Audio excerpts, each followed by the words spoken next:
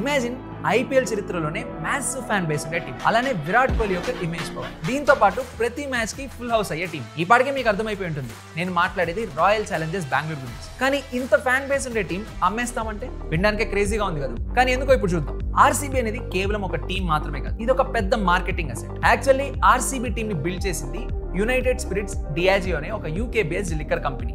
ఈ కంపెనీకి కావాల్సింది క్రికెట్ లో గ్లోరీ కాదు, వీళ్ళ బ్యాలెన్స్ షీట్స్. ఎందుకంటే వీళ్ళ product alcohol, not cricket.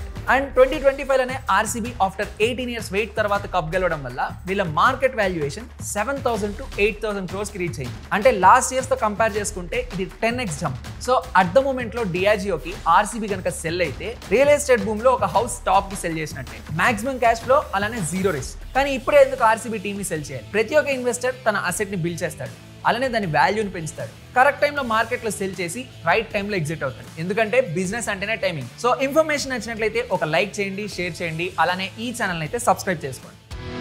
Boss వాలా, బీ ద బాస్.